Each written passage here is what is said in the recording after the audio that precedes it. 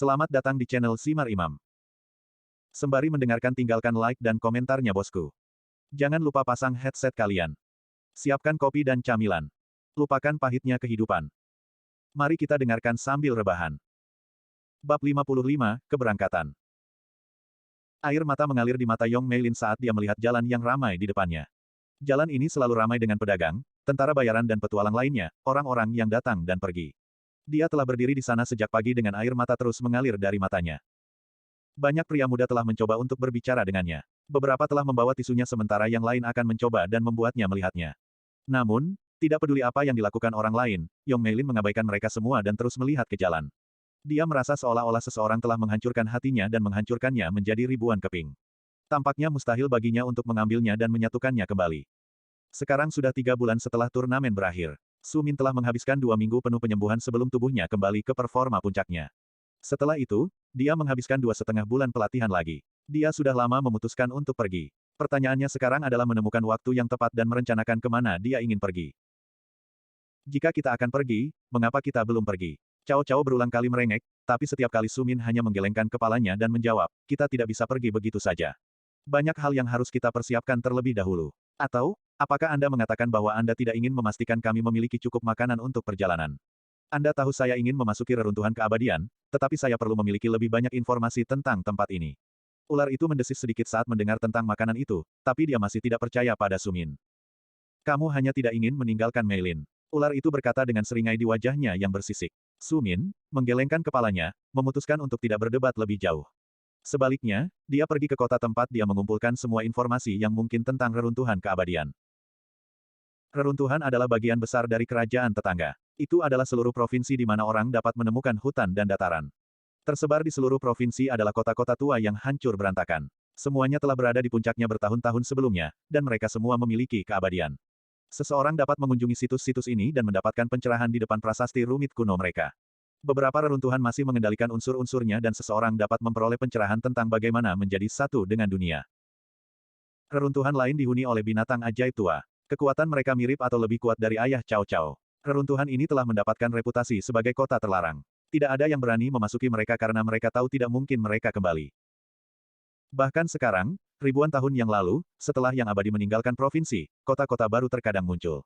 Kota-kota ini sebelumnya telah ditempatkan dalam dimensi saku yang tersebar di sekitar reruntuhan keabadian.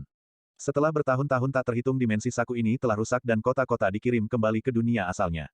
Kota-kota ini sering menjadi sasaran perburuan harta karun. Su Min telah memperoleh semua informasi yang bisa dia dapatkan. Dia bahkan menggunakan reputasi keluarga Yong dan kekuatan yang ditawarkannya untuk mendapatkan peta. Peta-peta ini dipenuhi dengan titik-titik, menunjukkan kemana mereka harus pergi dan tidak boleh pergi. Su Min membutuhkan waktu 3 bulan untuk merasa seolah-olah dia siap untuk meninggalkan kota, dan meskipun demikian, dia terkejut mendapati dirinya masih ragu-ragu. Dalam 3 bulan ini, Yong Meilin hanya meninggalkan sisinya pada malam hari. Setiap saat di siang hari, pagi dan sore, dihabiskan bersama pemuda itu. Su Min dengan mudah merasakan kekhawatiran dan ketakutan tumbuh di dalam hatinya. Saat dia akan pergi, Su Min melihat sekeliling halaman dan rumah yang telah dia tinggali selama beberapa bulan ini. Dia menghela nafas dalam-dalam. Dia memiliki pilihan untuk memulai hidup baru. Dia bisa tinggal bersama keluarga Yong. Dia bisa menjalani hidup yang mudah dan bahagia bersama Yong Meilin. Namun, setiap kali dia memikirkan kehidupan bahagia ini, sebuah wajah muncul di depan matanya. Itu adalah wajah adik tercintanya yang tersenyum padanya, hanya untuk dilalap api. Meskipun dia memiliki kesempatan ini, dia mengerti jauh di lubuk hati bahwa itu bukanlah suatu kemungkinan baginya. Dia tidak akan pernah bebas menikmati hidup sebelum dia membalas dendam. Dia dipaksa menempuh jalan balas dendam, dipaksa menempuh jalan sepi di mana dia sendiri bisa menekan dirinya berkali-kali. Pemahaman ini memungkinkan dia untuk mencapai batas bakatnya. Ketika dia mencapai peringkat yang cukup tinggi, dia akan kembali ke lembah kecil di dalam hutan dan pegunungan. Desa kecil tempat keluarga Zhong menjalani kehidupan sehari-hari. Dia akan kembali dan membuat mereka menyesali apa yang telah mereka lakukan pada saudara perempuannya. Saat Su Min membuat keputusan untuk pergi, dia memandang Yong Meilin di sisinya. Bertindak impulsif, dia bergerak ke arahnya, membawanya ke pelukannya, dan memberinya pelukan panjang sebelum dia perlahan menariknya ke belakang dan mencium bibirnya dengan lembut dan lembut. Yong Meilin menjadi kaku seperti papan kayu pada awalnya, tetapi segera air mata mulai mengalir dari matanya saat dia mencengkeram jubah Su Min. Dia membenamkan wajahnya di bahunya dan menangis sepuasnya. Tunggu aku, kata Su Min dengan lembut sambil membelai rambutnya, ada sesuatu yang harus kulakukan. Sesuatu yang membuatku tidak mungkin menikmati hidup, tapi begitu aku selesai, aku akan kembali padamu, aku janji.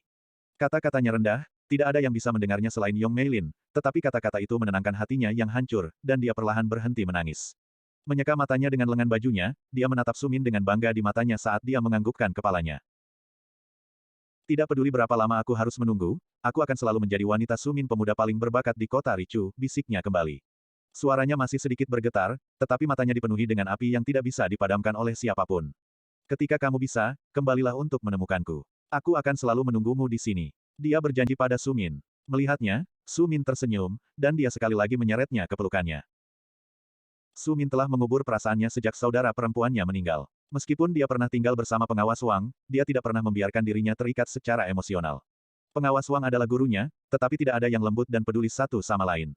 Mereka hanya berbagi hari-hari mereka satu sama lain. Namun, bahkan sekarang, Sumin merasa berterima kasih kepada pengawas Wang. Terutama karena pria ini telah memberinya harta seperti pedangnya yang melahap. Meskipun demikian, pengawas Wang dan Sumin tidak memiliki ikatan emosional apapun. Ketika Sumin telah mencapai kota Ricu, dia telah mati secara emosional seperti sebelumnya. Meskipun dia telah melakukan pemanasan dengan Cao Cao, dia masih belum mempercayai manusia manapun, namun, Yong Meilin telah memaksa masuk ke dalam kehidupan Sumin. Dia tidak pernah mengharapkan apapun darinya. Yang dia inginkan hanyalah dekat dengannya, dan segera dia memasuki hatinya. Pada awalnya Sumin menolak untuk mengakui hal ini, dia tahu jauh di lubuk hati bahwa salah satu alasan dia mengalami kesulitan meninggalkan kota Ricu adalah karena dia. Menghela napas dalam-dalam, Sumin meraih tangan Yong Meilin. Bergandengan tangan, mereka berdua telah meninggalkan kompleks keluarga Yong bergerak menuju salah satu gerbang kota. Banyak ahli, termasuk patriark, semuanya menghentikan apa yang telah mereka lakukan. Sekelompok ahli peringkat tinggi semuanya mengikuti Sumin melewati kota. Mereka semua merasa tidak senang karena Sumin pergi. Namun demikian, mereka semua menganggap itu akan terjadi cepat atau lambat. Bukan hanya keluarga Yong yang mengikuti di belakang Sumin, semua orang yang memiliki kekuatan besar di kota juga datang untuk mengucapkan selamat tinggal padanya. Semua orang selain keluarga Tang yang masih membenci Sumin lebih dari kematian itu sendiri. Mencapai gerbang, Sumin berhenti sejenak dan menatap Yong Meilin. Senyum sedih ada di bibirnya saat dia dengan lembut membelai rambutnya. Sikap cinta yang begitu jelas sudah cukup untuk membuat banyak ahli yang hadir mendesah cemburu, tapi tidak ada yang mengatakan apapun. Semua hati mereka tercekat saat melihat wanita tercantik di kota itu meneteskan air mata di pipinya. Jika ada yang meragukan rumor tentang hubungan antara dua anak muda ini, tidak ada yang mempertanyakannya lagi. Aku akan menunggu sampai aku mati, jadi sebaiknya kamu kembali secepat mungkin, kata Yong Meilin. Suaranya tidak diturunkan. Dia sengaja mengatakannya dengan keras, agar semua orang bisa mendengar pernyataannya. Dia, yang pernah menjadi Ratu Es, hatinya dicuri oleh anak muda tak dikenal ini. Dia merasa bangga bisa menyebut dirinya wanitanya dan dia tahu bahwa sepanjang hidupnya tidak ada pria lain yang akan memiliki hatinya. Aku akan kembali, janji Sumin dengan senyum di wajahnya sebelum dia mengangguk ke semua patriark yang hadir.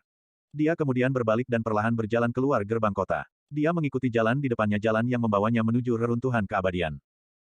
Berdiri kembali di kota, satu patriark pergi demi satu, hanya menyisakan Yong Meilin.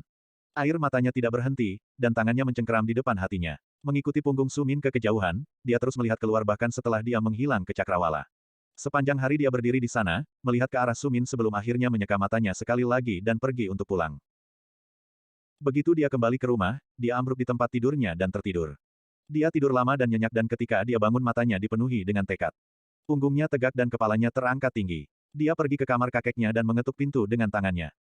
Masuk, suara kakek terdengar melalui pintu. Yong Meilin memasuki ruangan. Seluruh sikapnya telah berubah. Kakek, aku ingin mengambil alih tempat patriark berikutnya dari keluarga Yong di sini di kota Ricu, katanya dengan kekuatan tersembunyi dalam suaranya. Saya mungkin bukan pakar dengan peringkat tertinggi, tetapi saya adalah salesman terbaik. Saya memiliki koneksi terbaik dan saya bersedia melakukan apa yang harus dilakukan agar keluarga Yong berkembang. Apakah ini ada hubungannya dengan anak muda Sumin? Sang patriark bertanya dengan rasa ingin tahu. Yong Meilin menganggukkan kepalanya, dia akan pergi dan melawan dunia. Dia akan menjadi kuat, dan saat dia bertarung, saya perlu meningkat sehingga saat dia kembali, saya akan bisa menjadi pilar pendukungnya.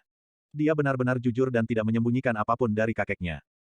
Mendesah lelaki tua itu mulai menggosok dahinya saat dia mempertimbangkan apa yang harus dikatakan.